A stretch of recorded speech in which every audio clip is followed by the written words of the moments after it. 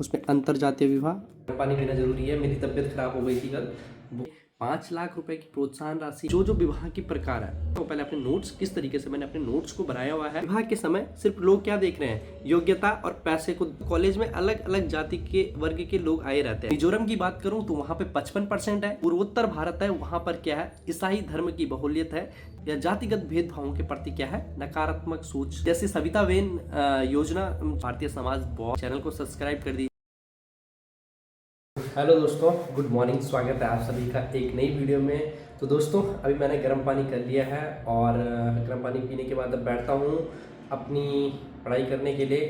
और देख सकते हैं मेरी कितनी दाढ़ी बढ़ चुकी है, बाल भी ऐसे हो रखे हैं। मुझे टाइम ही नहीं मिल पा रहा है इस बनाने का, क्योंकि मैंने जब तक अपना टारगेट कंप्लीट नहीं किया, मैंने सोचा तब तक दाढ़ी भी नहीं बनाऊंगा और बाल बनाने भी नहीं चाहूँगा, क्योंकि भाई फालतू टाइम वेस्ट हो जाएगा। तो सबसे पहले मुझे टारगेट्स कंप्लीट करने हैं अपने। मैंने अपने आप को चैलेंज दिया है, वो कंप्लीट करूँगा। और वैसे तो 1 महीने तक मैं इस चैलेंज को करने वाला हूँ, लेकिन मैंने 10 दिन में बोला था कि भारतीय समाज को और इंटरनेशनल रिलेशन को कंप्लीट कर लूँगा। तो दोस्तों चलते हैं और करते हैं आज की ब्लॉग की शुरुआत भी और अपनी पढ़ाई की शुरुआत भी। तो गर्म पानी पीना ज़रूरी है। मेरी तबीयत ख़राब हो गई थी कल, बुखार और जुकाम मुझे लगा हुआ है और खांसी भी हो रही थी साथ साथ में। तो मैं दवाई भी ले आया। तो डॉक्टर ने बोला है भाई कि गर्म पानी पीना है। तो चलते हैं अपने बैठक स्थल पे, जहाँ पे अपनी पढ़ाई करते हैं। तो दोस्तों, भारतीय समाज में मैं पढ़ रहा था अंतरजातीय विवाह के बारे में।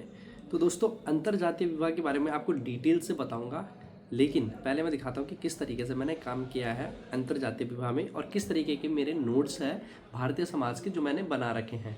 ठीक है दोस्तों, और फिर उसके बाद में डिटेल से मैं आपसे डिस्कशन करूंगा जो भारतीय समाज में विवाह टॉपिक है, उसमें जो जो विवाह की प्रकार है। जैसे आजकल हम अंतरजातीय विवाह देख रही हैं, अंतरधर्मी विवाह मतलब एक धर्म से दूसरे धर्म के बीच शादी करना, और आजकल जो कॉन्सेप्ट चल रहा है लिव इन रिलेशनशिप। इन तीनों के बारे में आपको डिटेल से बनाऊंगा और अलग अलग वीडियो में बताऊंगा। लेकिन इस वीडियो में मैं आपको जो बताने वाला हूँ वो बताऊंगा अंतरजातीय विवाह के बारे में डिटेल से वीडियो।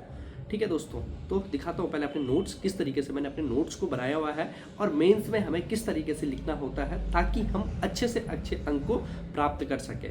तो दोस्तों सीधे ले चलता हूँ, अपने नोट्स को दिखाऊंगा थोड़ा सा और उसके बाद पे पूरा डिटेल आपके साथ डिस्कशन करूंगा अंतरजातीय विवाह के बारे में। दोस्तों मिलते हैं सीधे वहीं पे।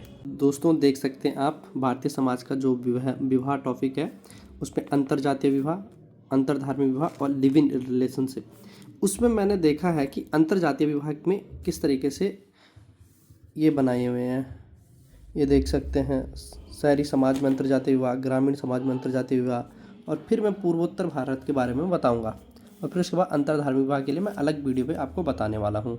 तो इसके बारे में मैं आप सभी के समक्ष अभी डिस्कशन करने वाला हूँ मस्त तरीके से, ताकि आप सभी को अच्छे से समझ आ सके। दोस्तों अब मैं बात कर रहा हूँ अंतरजातीय विवाह की, क्योंकि आजकल अंतरजातीय विवाह को क्यों मान्यता दी जा रही है या ऐसे क्या कारण है जिससे अंतरजातीय विवाह बढ़ते जा रहे हैं। सबसे पहले जो शहरीकरण है, शहरीकरण के कारण वर्ग को प्राथमिकता दी जा रही है। वर्ग मतलब कि आपका क्लास क्या है, आप कितना कमाते हो, आपकी पोजीशन क्या है। इस शहरीकरण के कारण वर्ग को प्राथमिकता मिल रही है। अब दूसरा कारण क्या है कि जो वैश्वीकरण का युग है उसमें क्या देखा जा रहा है, उसमें योग्यता और पैसे को प्राथमिकता दी जा रही है, और जिसके परिणाम स्वरूप क्या हो रहा है, विवाह के समय सिर्फ लोग क्या देख रहे हैं, योग्यता और पैसे को विवाह के समय लोग देख रहे हैं। ठीक है, और आजकल क्या हो रहा है कि जैसे हम कार्यस्थल पर अलग अलग जातियों के लोगों से मिलते हैं। जैसे हम किसी कॉलेज में चले गए तो कॉलेज में अलग अलग जाति के वर्ग के लोग आए रहते हैं। अब किसी के साथ प्रेम हो गया या कई चीज़ें आगे बढ़ जाती है, जिसके कारण से लोग क्या देख रहे हैं कि उसी व्यक्ति के साथ रहना चाहते हैं कि जिसके साथ उन्होंने समय बिताया है। इसके कारण बोल सकते हैं कि जो कार्यस्थल में अलग अलग जातियों के सदस्यों के जो मिलन हो रहा है, उसके परिणाम स्वरूप क्या हो रहा है, मिलन को वैवाहिक बंधन में बांधने की क्या करे जा रही है, उसमें बदला जा रहा है लोग। ठीक है ना। अब मैं दूसरी बात कर रहा हूँ कि विविध राज्य सरकारों द्वारा, कई राज्य सरकारें हैं जिनके द्वारा क्या किया जा रहा है, अंतरजातीय विवाह को प्रोत्साहन दिया जा रहा है। जैसे मैं गुजरात की एक योजना है सविता वेन अम्बेडकर अंतरजातीय विवाह प्रोत्साहन योजना। ठीक है, अलग अलग योजनाएं चलाई जा रही है। तो गरीब तबके के लोग क्या सोच रहे हैं कि गरीब तबके के लोग ये नहीं सोचते कि मेरी जाति वो है और वो है। आप हाई क्लास देख लो या लो क्लास देख लो, लेकिन वर्तमान समय में जाति का ये भेदभाव कहाँ पे देखा जा रहा है? ये देखा जा रहा है मध्यम वर्ग के लोगों के बीच में, ठीक है। तो लो क्लास के लोग क्या सोचते हैं कि भाई हमें क्या है, अपने भोजन को प्राथमिकता देनी है, जहाँ अच्छे से खाना मिल सके, तो इसलिए अंतरजातीय विवाह को प्रोत्साहन मिल रहा है।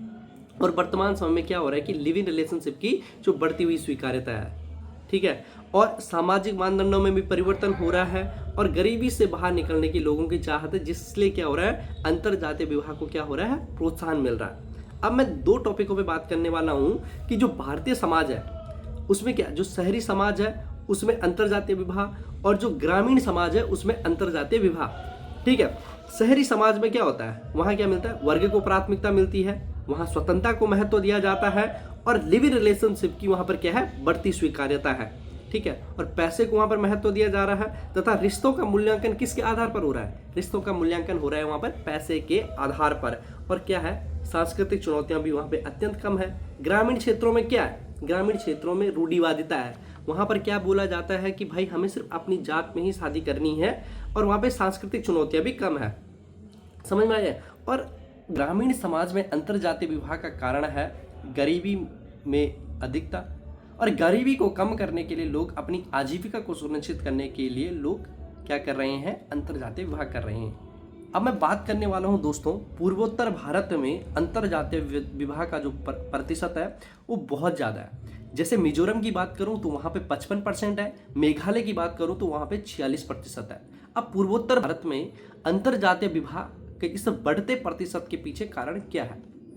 एक पहला कारण तो ये है कि जो पूर्वोत्तर भारत है वहाँ पर क्या है, ईसाई धर्म की बहुल्यत है, जिसके कारण ईसाई धर्म में क्या है, वहाँ पर जाति को कम महत्व दिया जाता है, जिसके कारण वहाँ पर अंतरजातीय को प्रोत्साहन मिल रहा है। एक कारण यही नहीं है, वहाँ पर क्या है, जनजातियों की बहुलता भी है, और एक क्या है कि केरल के पश्चात साक्षरता की दृष्टि से मिजोरम दूसरे स्थान पर आता है, ठीक है, जिसके कारण वहाँ पर साक्षरता अधिक होने के कारण लोगों के मन में जाति व्यवस्था या जातिगत भेदभावों के प्रति क्या है, नकारात्मक सोच है, जिसके कारण वहाँ पे अंतरजातीय विवाह को प्रोत्साहन मिल रहा है, और वहाँ पर जातिगत संगठन की सक्रियता भी कम है, और अंतरजातीय विवाह को क्या है, वहाँ पे स्वीकार्यता है, ठीक है दोस्तों। ये बहुत सारे कारण थे जिसके कारण अंतरजातीय विवाह को प्रोत्साहन किया जा रहा है, और सरकार के द्वारा आजीविका को सुनिश्चित करने के लिए और गरीबी को दूर करने के लिए लोगों के मन में ऐसे भाव उत्पन्न हो रहे हैं कि हम अंतरजातीय विवाह करने के पश्चात हमें एक ऐसी धनराशि प्राप्त होगी जिससे हम अपनी आजीविका सुनिश्चित कर सकते हैं, हमारी गरीबी दूर हो सकती है। इसलिए जैसे सविता वेन योजना चलाई गई है, और उत्तराखंड सरकार, अगर मैं अपने राज्य की बात करूं तो उत्तराखंड सरकार के द्वारा भी ऐसी योजनाएं चलाई गई है जिसके माध्यम से अंतरजातीय विवाह को प्रोत्साहन दिया जा रहा है। अगर माना बात आप अंतरजातीय विवाह करते हो तो आप एक निश्चित राशि आपको प्राप्त होगी, जिसके पश्चात अपनी आजीविका को आप सुनिश्चित कर सकते हैं। और लोग यही देख रहे हैं, एक स्वर्णिम अवसर के रूप में आप ये देख रहे हैं लोग कि अगर हम अंतरजातीय विवाह करते हैं, हमें एक सरकार के द्वारा एक ऐसी राशि प्राप्त होगी जिससे हम अपना जीवन यापन कर सकते हैं और गरीबी से दूर होने का प्रयास होगा। ठीक है दोस्तों, ये था अंतरजातीय विवाह।